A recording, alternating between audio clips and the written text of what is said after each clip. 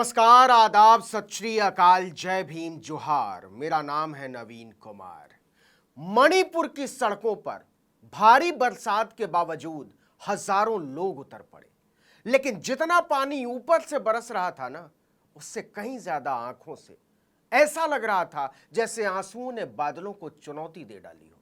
वहीं दूसरी तरफ इम्फाल में कर्फ्यू के बावजूद हजारों औरतें बाहर निकल आई, हाथों में मशाल लेकर। बुजुर्ग औरतें, बीमार औरतें, छोटी छोटी बच्चियां और स्कूली छात्राएं, मणिपुर को बचा लो, मणिपुर को बचा लो।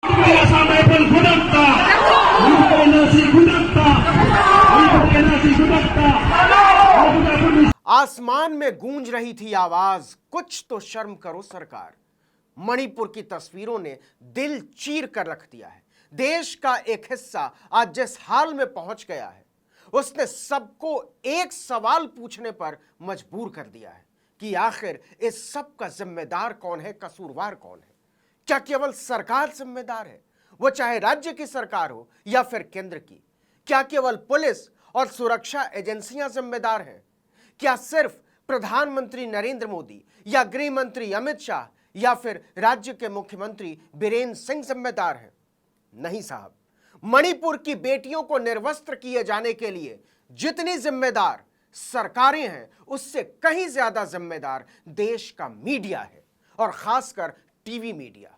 अपनी जीभ से बादशाह के तलवे चाटने वाले बड़े बड़े एंकर, रिपोर्टर, संपादक और मालिक भी उस लोकतंत्र के हत्यारे हैं जिसने मणिपुर की बेटियों को बाजार में नंगा करके खेतों में खींच लिया। सच यह है कि नोएडा की फिल्म सिटी से चलने वाली निर्लज्ज, निर्दयी और नौटंकीबाज मीडिया मणिपुर पर सवाल पूछने की बजाय नरेंद्र मोदी के लिए लोरियां बनाता रहा और गाता रहा, सुनाता रहा। लगभग 3 महीने से मणिपुर चल रहा है, लेकिन इनकी हिम्मत नहीं हुई कि सरकार से सवाल कर ले कौन इसको ठीक करेगा।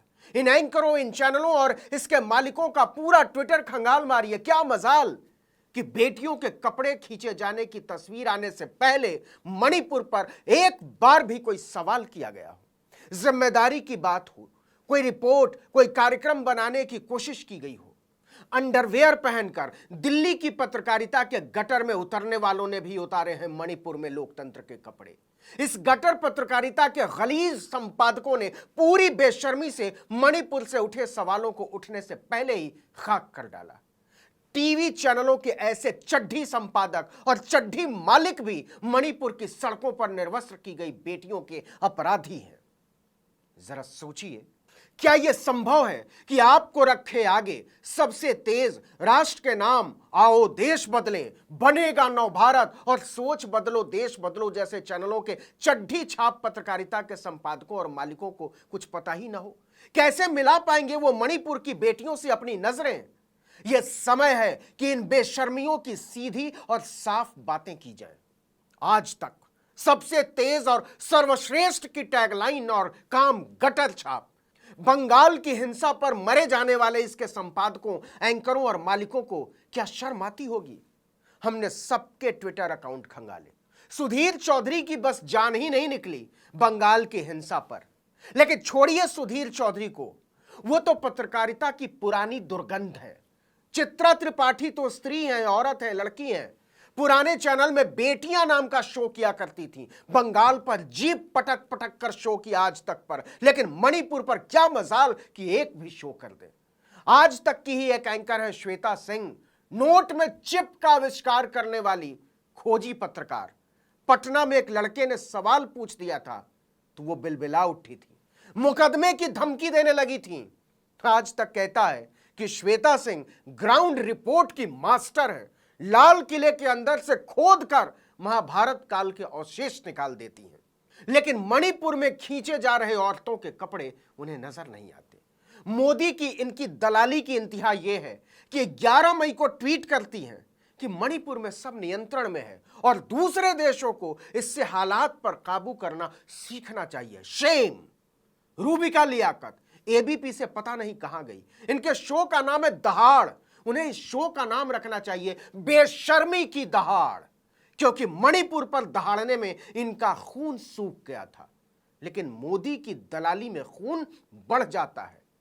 मणिपुर को रसातल में भेज देने के लिए, वहां की बेटियों को इस हाल में पहुंचा देने के लिए जिम्मेदार प्रधानमंत्री से सवाल पूछने की बजाय बेशर्मी से दलाली में लिखती हैं कि नरेंद्र मोदी का सख्त लहजा सुनिए।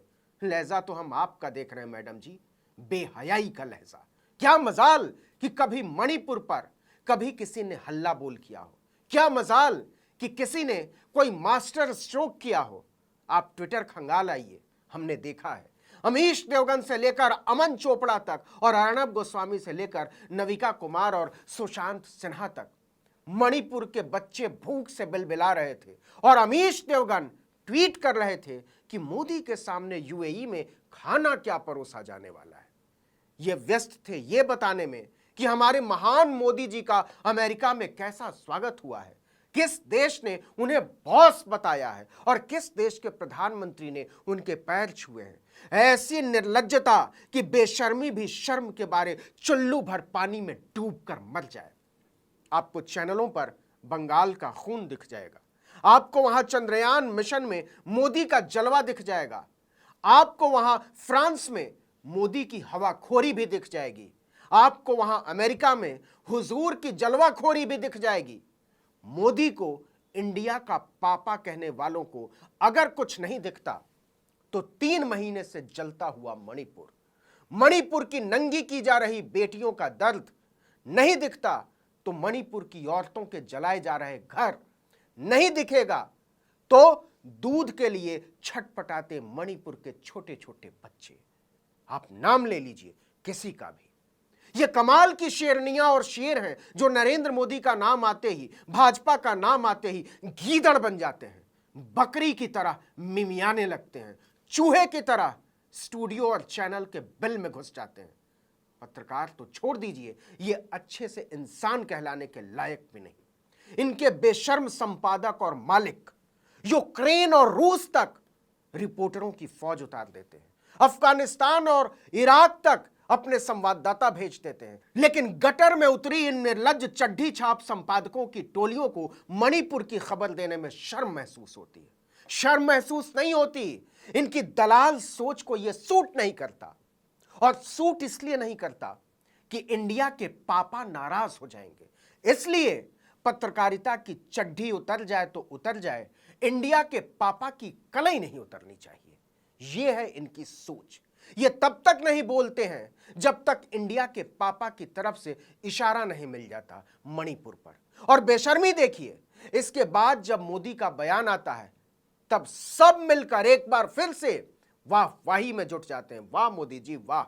इनके लिए आला कमान की तरफ से स्क्रिप्ट आती है और पूरी पलटन लग जाती है उसे फैलाने में, लोगों तक पहुंचाने में। आपको याद होगा जब मोदी प्लास्टिक की बोतल के धागे से बनी जैकेट पहनकर संसद पहुंचे थे, तब तमाम एंकर और रिपोर्टरों ने अपने ट्विटर हैंडल पर पोस्ट करना शुरू कर दिया था, सेम टू सेम ट्वीट, न एक लाइन इधर न एक लाइन उधर, रट्टू तोते की तरह, रिपू कटोरे कटोरे बोलो मोदी भगवान, बोलो मोदी भगवान, मोदी भगवान। हमारा मकसद आपको सिर्फ ये याद दिलाना है कि अब मीडिया और खासकर टीवी मीडिया आप तक खबरें पहुंचाने के लिए नहीं, खबरों की हत्या के लिए काम करता है। तभी तो देश का एक हिस्सा तबाह हो गया, राज्य की बेटियों को, बच्चों को, औरतों को गिद्धों की तरह नोचा गया और पत्रकारिता के गिद्ध उस पर भोज करते रहे। सत्य और तथ्य का गिद्ध भोज। गटर पत्रकारिता के इस गिद्ध भोज में बेटियों के खींचे गए कपड़े भी शामिल हैं। नोश फरमाइए। इस वीडियो में इतना ही, लेकिन अगर आपने आर्टिकल 19 इंडिया को अब तक सब्सक्राइब नहीं किया तो फौरन कीजिए, बेल आइकॉन दबाइए, घंटी जैसी आकृति लाइक कीजिए और कमेंट करके बताइए हमारा वीडियो आपको कैसा लगा। यूट्यूब पर देख रहे हैं तो हमारे चैनल को सब्सक्राइब कर दीजिए, फेसबुक पर देख रहे हैं तो हमारे पेज को लाइक कीजिए, इंस्टाग्राम पर हमें फॉलो कीजिए और हमारा ट्विटर हैंडल है article19_India और मेरा ट्विटर हैंडल है नवीन जर्नलिस्ट। आप मुझे भी फॉलो कर सकते हैं। नमस्कार।